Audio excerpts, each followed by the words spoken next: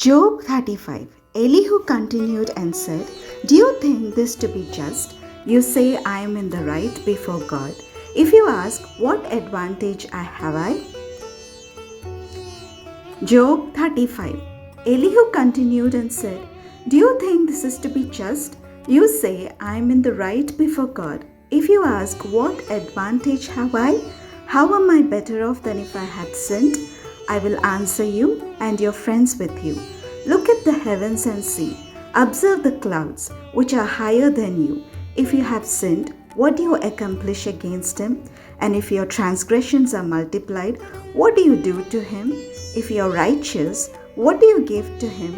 Or what does he receive from your hand? Your wickedness affects others like you, and your righteousness other human beings. Because of the multitude of oppressions, people cry out. They call for help because of the arm of the mighty. But no one says, "Where is God, my Maker, who gives strength in the night, who teaches us more than the animals of the earth, and makes us wiser than the birds of the air?" There they cry out, but he does not answer, because of the pride of evildoers. Surely God does not hear an empty cry, nor does the Almighty regard it.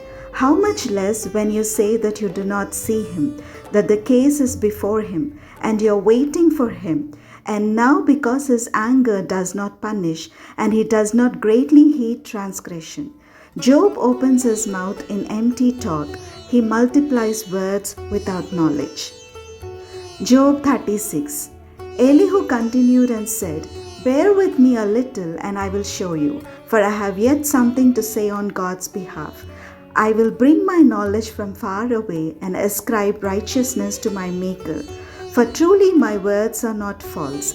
One who is perfect in knowledge is with you.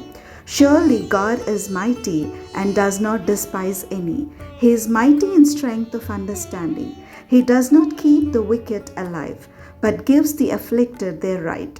He does not withdraw his eyes from the righteous, but with kings on the throne he sets them forever, and they are exalted.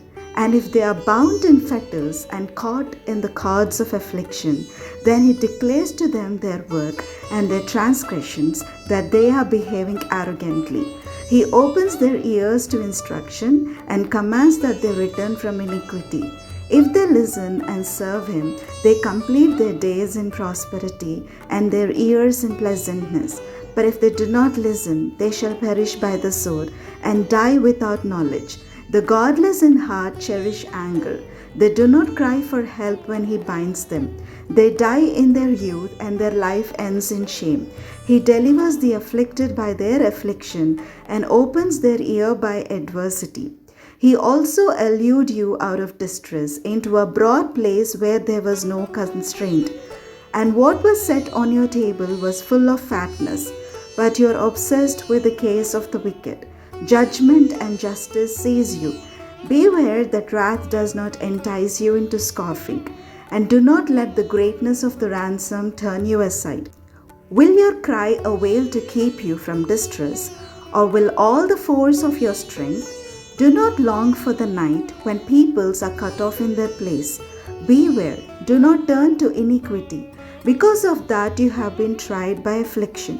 See, God is exalted in his power. Who is a teacher like him? Who has prescribed for him his way? Or who can say you have done wrong? Remember to extol his work, of which mortals have sung. All people have looked on it. Everyone watches it from far away. Surely God is great, and we do not know him. The number of his years is unsearchable, for he draws up the drops of water.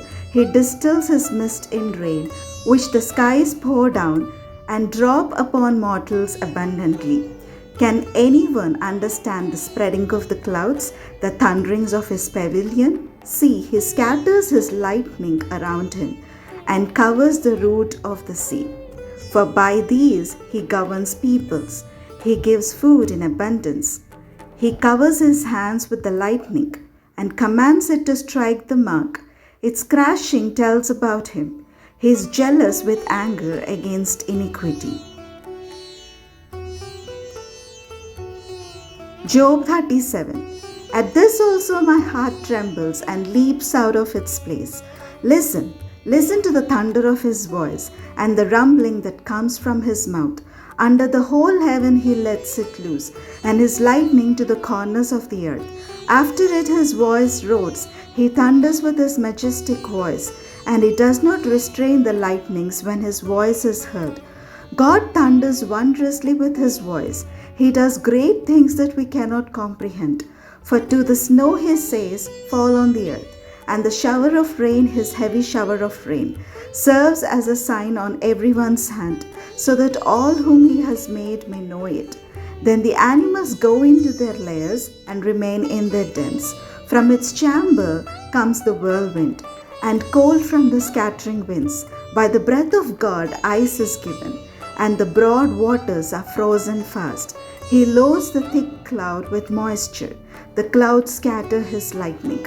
They turn round and round by his guidance, to accomplish all that he commands them on the face of the habitable world. Whether for correction or for his land or for love, he causes it to happen. Hear this, O Job. Stop and consider the wondrous works of God. Do you know how God lays his command upon them and causes the lightning of his cloud to shine? Do you know the balancings of the clouds, the wondrous works of the one whose knowledge is perfect? You whose garments are hot, when the earth is still because of the south wind, can you like him spread out the skies, hard as a molten mirror? Teach us what we shall say to him. We cannot draw up our case because of darkness. Should he be told that I want to speak? Did anyone ever wish to be swallowed up? Now no one can look on the light when it is bright in the skies, when the wind has passed and cleared them. Out of the north comes golden splendor. Around God is awesome majesty. The Almighty, we cannot find him. He is great in power and justice, and abundant righteousness he will not violate. Therefore mortals fear him. He does not regard any who are wise in their own conceit. Job 38. Then the Lord answered Job out of the whirlwind. Who is this that darkens counsel by words without knowledge?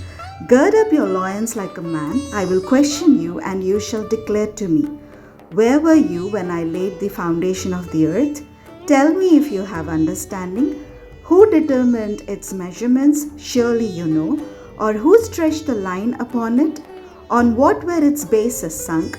Or who laid its cornerstone when the morning stars sang together and all the heavenly beings shouted for joy? Or who shut in the sea with doors when it burst out from the womb? When I made the clouds its garment and thick darkness its swaddling band, and prescribed bounds for it, and set bars and doors, and said, thus far shall you come, and no farther, and here shall your proud waves be stopped. Have you commanded the morning since your days began, and caused the dawn to know its place, so that it might take hold of the skirts of the earth, and the wicked be shaken out of it? It is changed like clay under the seal, and it is dyed like a garment. Light is withheld from the wicked, and their uplifted arm is broken. Have you entered into the springs of the sea, or walked in the recesses of the deep? Have the gates of death been revealed to you, or have you seen the gates of deep darkness? Have you comprehended the expanse of the earth? Declare if you know all this. Where is the way to the dwelling of light? And where is the place of darkness, that you may take it to its territory, and that you may discern the paths to its home? Surely you know, for you were born then, and the number of your days is great. Have you entered the storehouses of the snow, or have you seen the storehouses of the hail, which I have reserved for the time of trouble, for the day of battle and war? What is the way to the place where the light is distributed, or where the east wind is scattered upon the earth?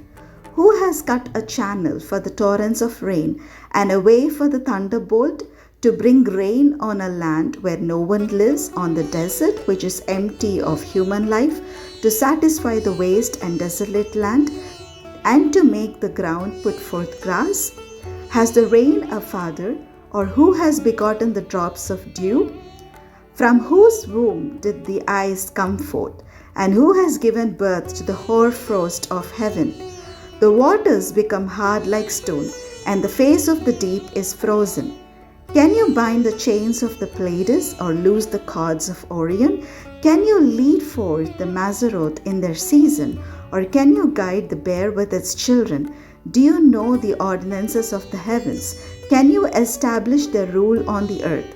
Can you lift up your voice to the clouds so that a flood of waters may cover you? Can you send forth lightning so that they may go and say to you, Here we are? Who has put wisdom in the inward parts or given understanding to the mind? Who has the wisdom to number the clouds, or who can till the waterskins of the heavens? When the dust runs into a mass and the clods cling together, can you hunt the prey for the lion or satisfy the appetite of the young lions when they crouch in their dens or lie in wait in their covert?